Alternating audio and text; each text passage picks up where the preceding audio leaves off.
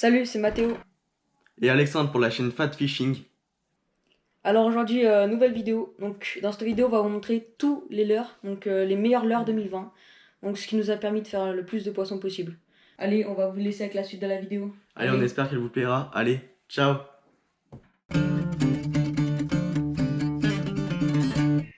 Donc on se retrouve pour les leurres souples. Donc on va commencer avec un leurre. Donc le Rogun 160, 12 cm il fait. De chez Caperlan. De ces Caperlan. Donc moi je les ai en deux coloris. Donc le blanc et le bleu. Donc au grand large notamment, ça a vraiment marché. Donc Alexandre, il a la coloris rouge. Donc moi, comme Mathéo vient de vous dire, j'ai la coloris rouge-orange avec du jaune en dessous. Et il y en a un que j'ai monté en hameçon de 10 grammes. Et là, j'ai mis un deuxième hameçon, un hameçon chance. Donc là, c'est exactement les mêmes. Ceux qu'on avait utilisés au grand large. Donc ça marche. C'est une tuerie, quoi. Après, encore le Rogun. Donc j'ai celui-là en 16 cm. Donc coloris brochet, pike. Donc un peu plus gros aussi. Ça, c'est pour les plus gros poissons. Donc je me suis pris quelques attaques avec. Mais rien sorti. Donc après ça, on a aussi un leurre qui a bien marché au grand large aussi. C'est celui-là. Donc vraiment bien marché. Alexandre, il s'est pris une attaque de fou en flotte tube. Ouais. J'ai le même, mais d'une autre coloris. Donc je les garde en souvenir parce que celui-là, je me suis pris une violente attaque de brochet. Donc il m'a coupé la queue. Donc j'ai exactement le même que Mathéo. Sauf que moi je l'ai pas encore plombé parce que c'est pas un leurre que je vais utiliser en ce moment. Mais c'est un leurre qu'on sait qui marche, qu'il a bien marché pour la saison 2020. Et j'avais exactement le même avant, mais je me suis fait couper la queue tellement que il était Ouais. apprécié par les brochets. Après, j'ai un autre leurre aussi. Donc un tout petit shad. Donc pour la perche, voir le petit brochet. Ouais, qu'il Et avait après, utilisé aussi au grand ouais, large. au grand large. Après, j'ai un Fox Rage comme ça. Donc il n'y a pas l'hameçon sur la dorsale, c'est juste un hameçon triple dessous. Donc il pend comme ça. Et j'ai un dernier leurre. Après, j'en ai plein d'autres, mais. Donc c'est un shad à palette. Donc la palette dorée, ça fait beaucoup de reflets au soleil. Donc très souple. Donc aussi quelques poissons sortis avec celui-là. Donc vraiment un beau leurre. Après, j'ai beaucoup d'autres leurres qu'on n'a pas qu'on n'a pas trop utilisé en 2020. Puisqu'on a trouvé que cela marchait déjà assez bien. Donc j'ai encore le stock. Ensuite, moi j'ai deux leurres, c'est exactement les mêmes. Je sais plus trop la référence, mais ça vient de chez Caperlan.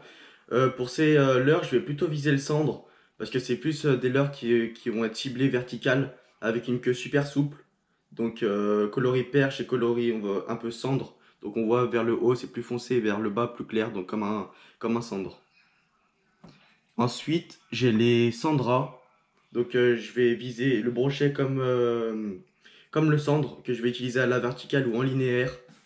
Donc des leurres que j'ai utilisées un petit peu en 2020 qui ont donné aussi, mais c'est pas les premiers leurres que je vais utiliser, ça va être plutôt des leurres type shad comme celui-là. J'ai plus la marque, mais on vous le mettra sûrement en barre d'infos. Donc en coloris Fire Tiger, donc le bas rouge qui rappelle la perche et un haut jaune que j'ai monté avec une tête plombée de 15 grammes. Et en dessous, j'ai mis un anneau brisé avec un bout de fluorocarbone de 45 centièmes qui arrive jusqu'en bas, qui va pas trop prolonger parce que sinon ça risque d'altérer la nage du leurre. Donc après, moi aussi en Sandra, j'ai plusieurs coloris. Donc jaune, transparent, pailleté. Donc pour les leurres souples, c'est fini. Donc maintenant, on va passer aux leurres dures. Allez, à tout de suite. A tout de suite. Nous revoilà maintenant, on va parler des leurres dures. Ouais. Donc là, on va prendre les crank lipless. Crank lipless. Mathéo et moi, on en a un chacun. Donc le mien, donc c'est un Rapala, donc gris avec un point noir. Donc c'est très lourd. Hydrodynamique. Il passe. Pour que ça il est super fende dans fin. l'eau, quoi. Il fend l'eau tellement qu'il est fin. Donc ça descend très vite dans les profondeurs. Donc c'est un leurre qui pèse, donc qui va couler très rapidement. C'est pour ça on va le faire nager en cranking. Donc je lancer ramener. Moi je l'ai en coloris rouge et jaune. Donc il brille bien au contact du soleil. J'ai pas de marque, je sais même plus s'il a une marque, mais c'est juste histoire d'en avoir un dans mes boîtes. Après, on va passer tout ce qui est crank. Donc pour commencer, moi j'ai un crank, c'est un très grand crank. Donc dans l'eau, il se déplace vraiment, il fait des grands mouvements avec des billes. Donc Alexandre a le même. Ouais, j'ai exactement le même. Donc il a une toute petite palette, ça lui permet de nager très légèrement dans les profondeurs, il va pas forcément couler très profond. Donc ça va pouvoir passer, ça va faire que ça va pouvoir bien passer au-dessus des couches d'herbier. Donc pour attirer les poissons qui vont être attirés par les vibrations des billes. Après un crank, moi j'ai un plus gros crank. Donc une bavette beaucoup plus longue. Donc là, ça va vraiment descendre dans les profondeurs. Donc beaucoup de billes. Donc là, faut qu'il y ait de la profondeur, sinon ça va se coincer dans les cailloux, dans les herbiers, tout ça. Donc là, j'ai des grosses traces dedans, parce que je me suis pris des attaques avec. Donc devant, derrière. Donc celui-là, il a fait sa vie. Mais il marche toujours. Ensuite, moi j'ai encore un crank avec une petite bavette, il me semble qu'il coule aux alentours des 50 ou 75 cm sous l'eau, en dessous de la première couche d'eau. Et Mathéo et moi, on a exactement le même, c'est juste la coloris qui change. Donc un petit cran comme ça, avec une longue bavette aussi. Ouais. Donc il descend dans la profondeur, mais pas trop. 1,50 m il me semble, et, si je me rappelle bien. Il fait du bruit aussi, donc pour les perches, les petits brochets, tout ça, ça marche très bien. Toutes petites billes. Voilà. Donc maintenant, on va passer aux leurres de surface. Donc, pour commencer, donc le pooper.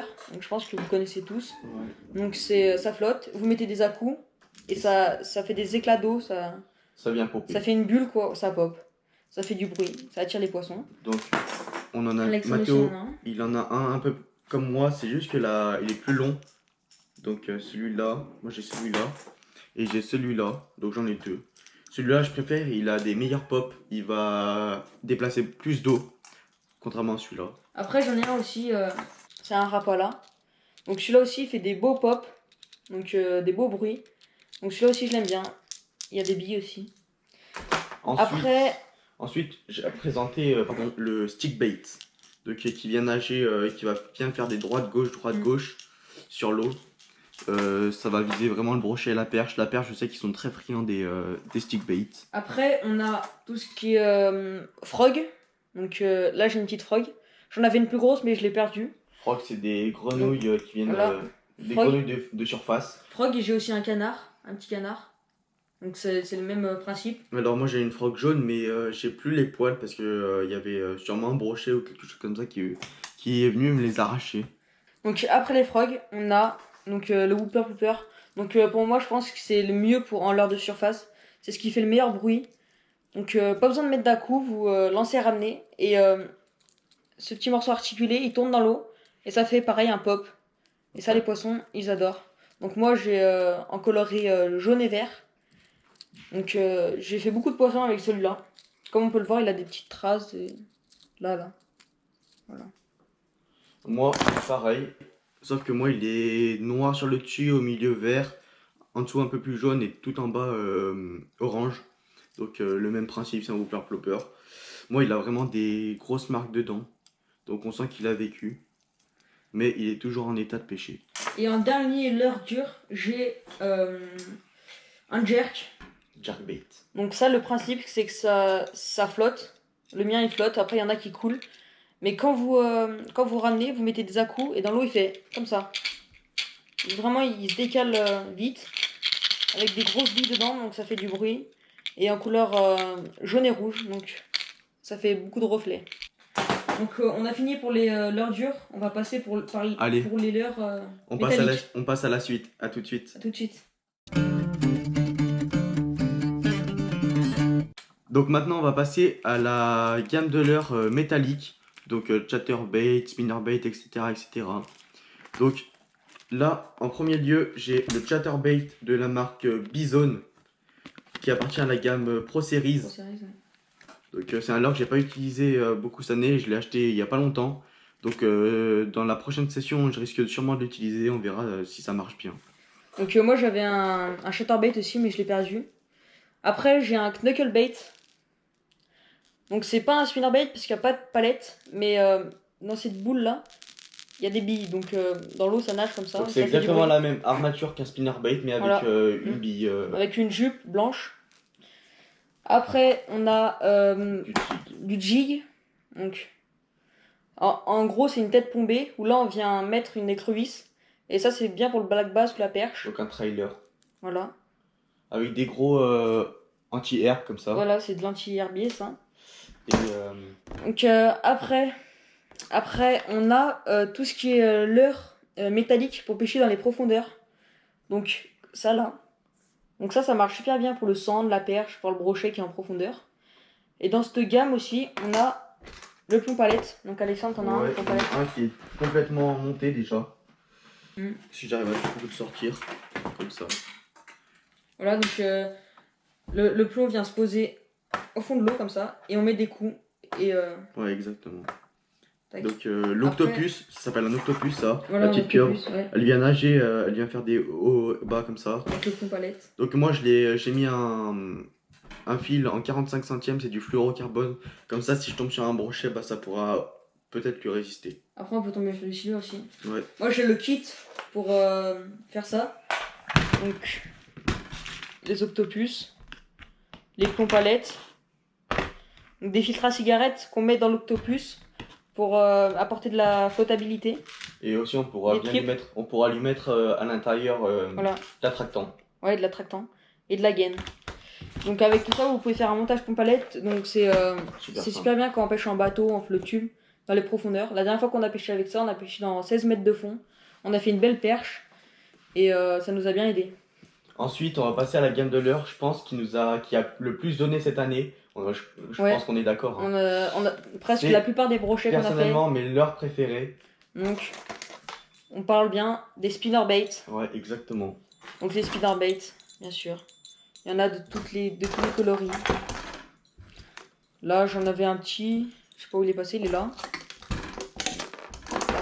Donc vraiment, toutes les coloris, tous les tailles. Donc on a quelques marques à citer, par exemple ça c'est un Caperlan, il Caperlan, va seulement 2,50 €. C'est ceux qu'on a fait le plus de poissons avec. Exactement. 2,50 €. Donc moi je l'ai en coloris verte, Mathéo il l'a en coloris rouge. Le coloris rouge je l'ai perdu dans la vidéo J'ai les deux coloris, vert et rouge. Ouais. Il faut en avoir plusieurs parce que si ça casse vraiment c'est dommage quoi. Ça coûte pas cher.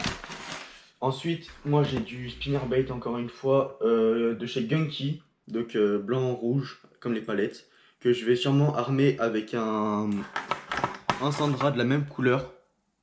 Donc un bon trailer qui va bien avec cette couleur. Ensuite j'ai un Daiwa comme ça. Je vais vous le sortir. De la gamme ProRex. J'en avais un comme ça avant. Et je l'ai perdu. Donc il a une seule palette.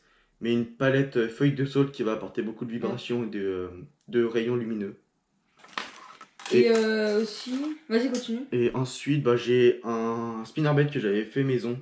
À voir si ça prend du poisson. Encore jamais essayé, je l'ai fait il y a pas longtemps. Aussi, j'en ai un comme ça, là. C'est un buzzbait. Donc, c'est pas un spinnerbait, il n'y a pas les pales. Par contre, il y a ce truc qui tourne dans l'eau, ça apporte des vibrations. Donc, ça fait c'est un peu le même genre que le spinnerbait. Voilà.